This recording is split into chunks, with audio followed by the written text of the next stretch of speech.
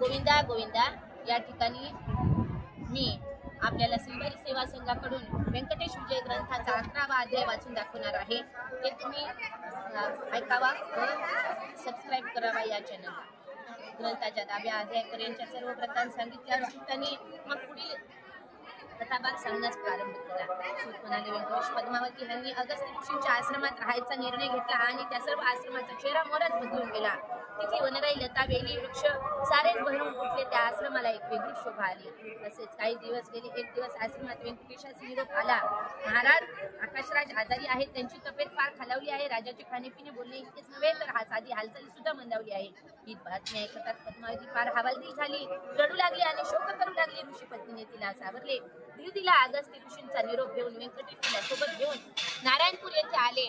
त्यांनी धावत जाऊन महाराज आकाशराज यांची भेट घेतली। त्यांची अवस्था खरीच फार गंभीर होती। राजा आकाशराज मरणाच्या दारातच उभे होते।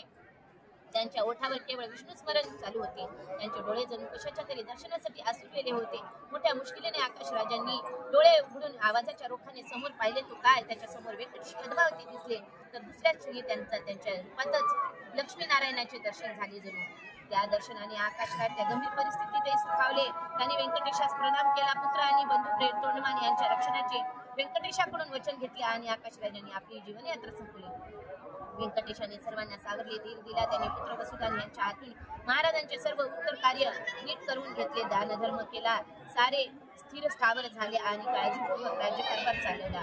असे सांगून देव पद्मावतीसह आश्रमी परत आले।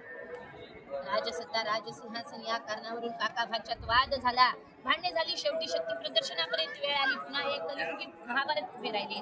वसुदान आणि तोंडमान हे दोघी व्यंकटेशाकडे आले। वसुदानाने स्वतः व्यंकटेशास आपल्या पक्षात मागून घेतले, तर तोंडमान याने देवाकडून शस्त्र सामग्री मागून घेतली। अखेर रणसंग्राम झालाच। त्यात वसुदान यांच्यावर होणारा एक कठोर शस्त्रप्रहार व्यंकटेशांनी मध्ये पडून स्वतःवर घेतला। त्याने काका भाच्याच्या या युद्धात व्यंकटेशाच्या जीवावर बेतले।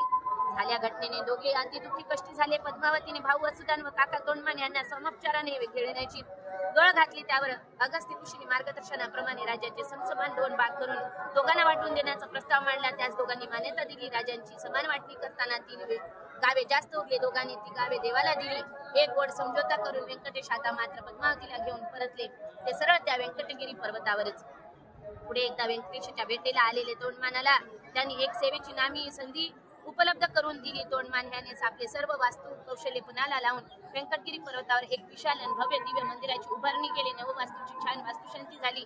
देवासाठी एक खास दालन आणि चिरकाल वास्तव्य करा अशी प्रार्थना केली। त्या खास देव दालनात 2 अखंड देवनाच्या समया लावण्यात आल्या। श्री व्यंकटेश तिथे त्या मंदिरात राहू लागले। तेच सध्याचे व्यंकटेश मंदिर। देव आपल्या भक्ताच्या मनातील सर्व इच्छा पूर्ण करो साठी तेथे राहिलेले आहेत। हेच आहे ते व्यंकटेश मंदिर।